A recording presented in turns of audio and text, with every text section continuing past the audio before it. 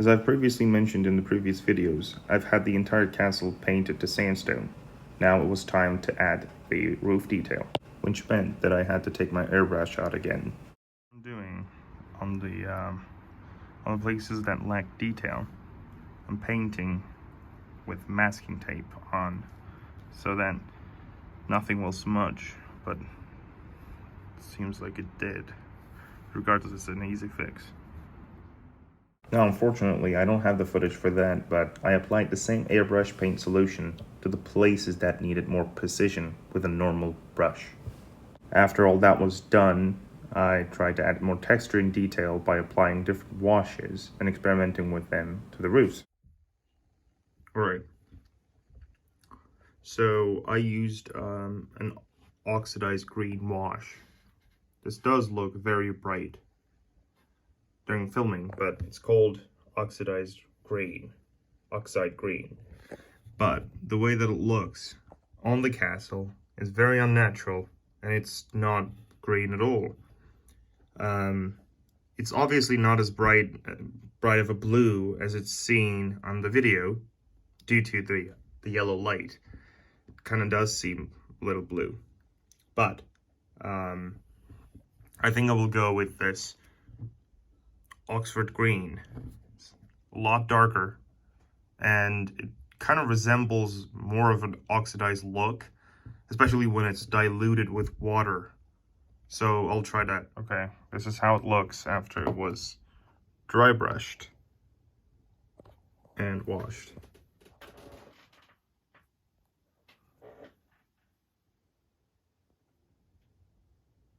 Not too bad. Okay, at that point, I was basically gaslighting myself into thinking that it was okay, and I tried different methods. I think it's safe to say that that blue or oxide green or Oxford green, they were not the best choices for this. So eventually I scraped the entire idea and started dry brushing every roof with gray paint. Alright, well, I dry brushed everything with gray. And I think everything, it just looks great.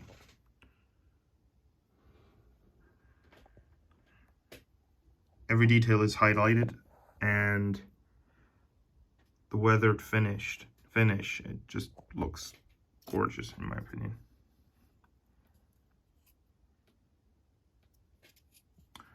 But now is the time to create moss.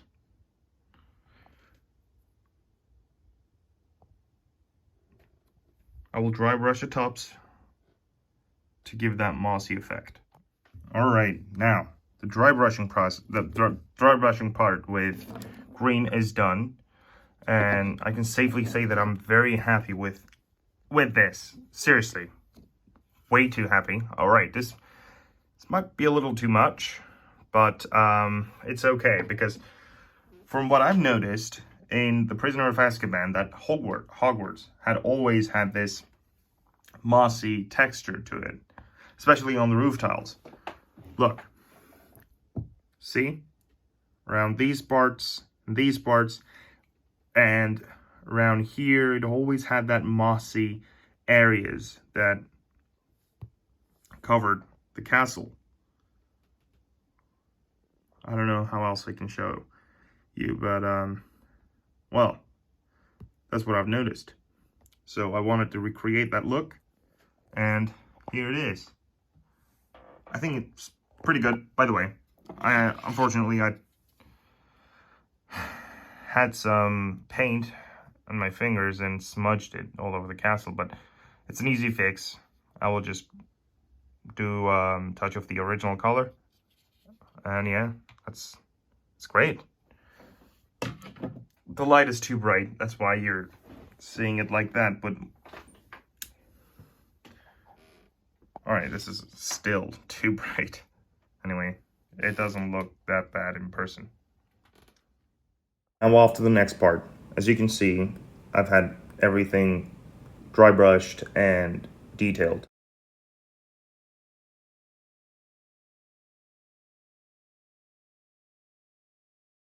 And here is everything after it was washed with a normal black wash that I made from acrylic paint, and water, and a little bit of alcohol. Now, what's the next step? I don't know if I've mentioned before, but I wanted the castle illuminated, and I want it to look as natural as possible. Here you can see two different windows scraped off with the tip of a compass. And I have Christmas lights installed in it to see whether or not it shines. Yeah, it did. So, a cable will go to the entire length or the circumference of this board, and we will pick up light to the diodes, to the LEDs, simply by just connecting them in parallel. It's not that hard.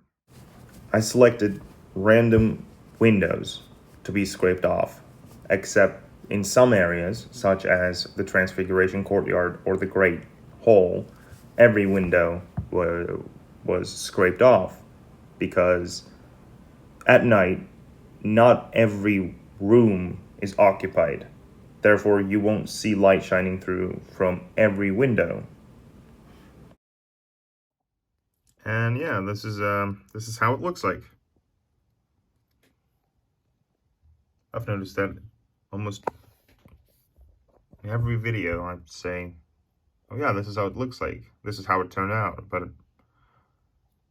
either I'm overthinking or I can't seem to be able to find any words that would just, say that. By the way, there's a slight imperfection that I haven't thought about. Light shines through the place where I've joined two pieces, the cone and the building. I have no idea how to stop that from shining through, but I will find a way out. Yep, and it even has Dumbledore's office. Why is it not focusing? Yeah, anyway. Scraped off some windows off of Dumbledore's office. So yeah, this is good. I wanted to add the detail for Dumbledore's office because I know that Dumbledore likes wandering around his room or his office at night. Well, I've tried 2 AA batteries, 1.5 volts, connected in series to power these LEDs. And for some reason, yellow LEDs are not bright enough. However, when I plug them into the 5-volt source of an Arduino model, it did wonders. And it's not too bright, it's not too dim, it's just enough to shine through the scraped off windows, and it's not shining through in between the walls. Thanks for watching. This is not by any means finished, but it's getting there, and I will make another video once everything is light up.